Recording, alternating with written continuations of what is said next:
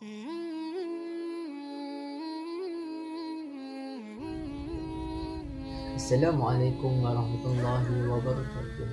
Alhamdulillahirabbil alamin wassalatu wassalamu ala asyrafil anbiya'i wal mursalin wa ala alihi wa sahbihi ajma'in. Rabbi shrah li sadri wa yassir li amri wahlul 'uqdatam min lisani yafqahu qawli. Amma ba'd. Kami akan membincangkan sedikit tentang metode dakwah Islamiyah. Kita pergi kepada pengenalan ilmu dakwah secara bahasa dan secara istilah. Dakwah dari segi bahasa berasal daripada perkataan Arab yang bererti mengajak, menyeru ataupun memanggil. Dakwah dari segi istilah pula ada pandangan ulama, antaranya ialah Ibn Taymiyah. Dakwah ialah menyeru manusia agar beriman kepada Allah Subhanahu Wa Taala dengan apa yang telah dibawa oleh Rasulullah sallallahu alaihi wasallam, dengan membenarkan apa yang telah diberitakan oleh Rasulullah sallallahu alaihi wasallam dan taat kepada Allah Subhanahu Wa Taala. Seterusnya, kepentingan dan matlamat dakwah Islamiah.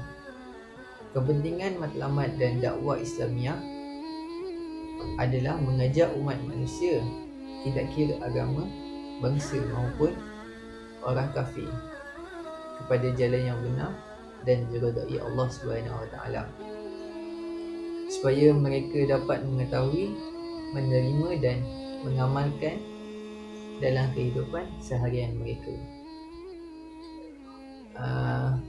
Seterusnya, hukum dan dalil dakwah. Hukum terbahagi kepada dua, iaitu fardu ain dan fardu kifayah. Sebahagian pendapat ulama mengatakan dakwah adalah satu fardu ain kepada setiap golongan Muslim. Dari dalilnya, A'udzubillahi minasyaitonirrajim. Wal takum minkum ummatun yad'una ilal khairi wa ya'muruna bil ma'rufi wa yanhauna 'anil munkar wa ulaika humul muflihun. Maksudnya, dan hendaklah ada di kalangan kamu umat yang menyeru kepada kebajikan, menyuruh kepada ma'ruf dan mencegah daripada perkara mungkar. Mereka itulah orang-orang yang beruntung. Dan sebahagian ulama mengatakan dakwah pada setiap golongan Muslim adalah fardu kifayah. Dan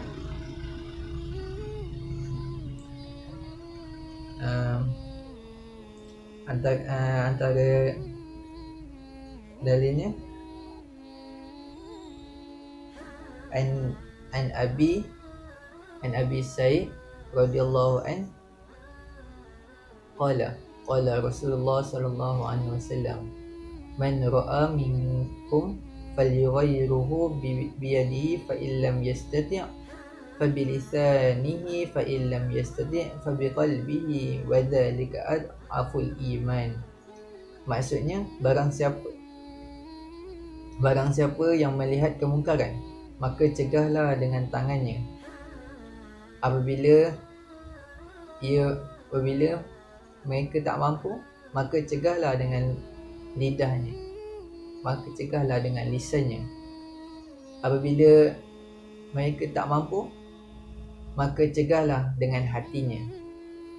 Namun yang demikian, itulah selemah-lemahnya iman. Bismillahirrahmanirrahim. Okey, seterusnya saya akan menerangkan tentang rukun dakwah.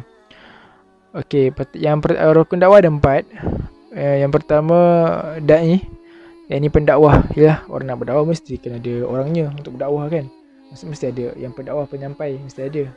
Kalau tak, siapa yang nak dakwah? Okay, da'i bermaksud pendakwah atau orang yang melakukan usaha dakwah. Ini orang yang dakwah lah. Biasanya kalau asalnya, pernah tak kalau macam yang penonton ni, pernah tak ada orang datang kan, Assalamualaikum di, itu orang kata, macam orang tabligh datang kan, itu dia pendakwah. Tapi pendakwah ni tidak semestinya orang yang berpakai serban, kopiah, songkok. Tak. Boleh juga doktor boleh berdakwah. Mesti macam-macam orang. Sebab usaha dakwah ni bukanlah hanya untuk ustaz-ustaz saja. Malah siapa-siapa boleh buat. Sebab usaha ini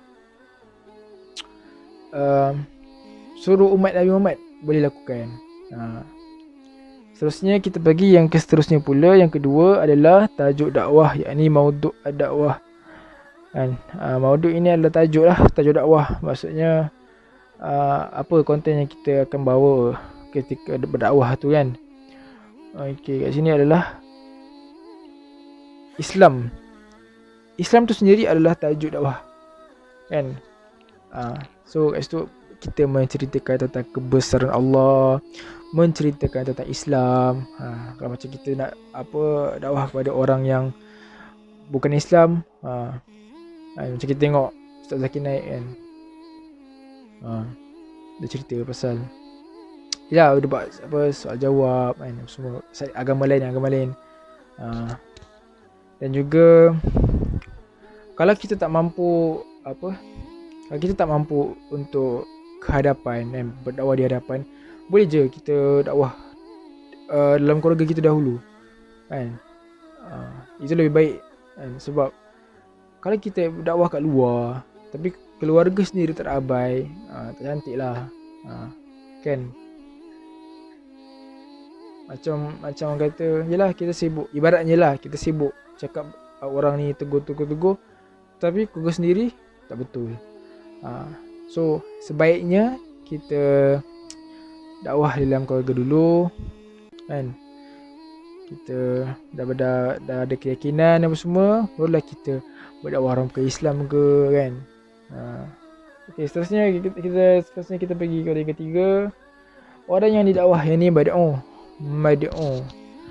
Okey, mad'u ini adalah maksudnya sasaran dakwah, target kita lah, target orang kita dakwah.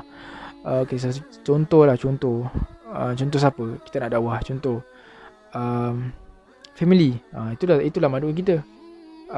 Anak murid, itulah mad'u kita. Contoh orang yang bukan Islam, itulah mad'u kita, itulah mad'u.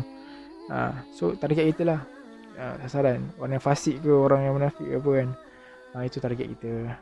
Okey, seterusnya pula kita pergi cara dakwah. Ini adalah uslub dakwah. Ini rukun keempat, maksud cara dakwah lah maksudnya. Maksudnya ada kaedah-kaedah tertentu bila kita berdakwah ni kan. Bukannya okay, kalau kita tengok contohlah, kalau ustaz, kalau kita tengok ustaz asrama kan, kalau kita tengok semua cara mereka ni berbeza kan. Ada ustaz ni ada suara garang, ustaz ni ada suara yang lembut. Macam Abid Liu, kita tengok Ustaz Abid Liu kan, dia cara dia lembut je. Itu cara Ustaz Abid Liu lah. So apa yang boleh katakan di sini, dakwah ini bukanlah hanya golongan ustaz-ustaz golongan para ulama aja boleh. Siapa je boleh berdakwah. So kita jangan sempitkan fikiran kita ni, berdakwah itu tugas-tugas para ustaz. So macam contoh macam, aku penyanyi, aku tak berdakwah, itu salah. So macam penyanyi ke, penulis novel ke, streamer ke, gamer ke kan, boleh je berdakwah, asalkan kita mengajak kepada ke arah kebaikan. Wallahu alam. Okay, itu saja daripada kami. Sekian. Assalamualaikum warahmatullahi taala wabarakatuh.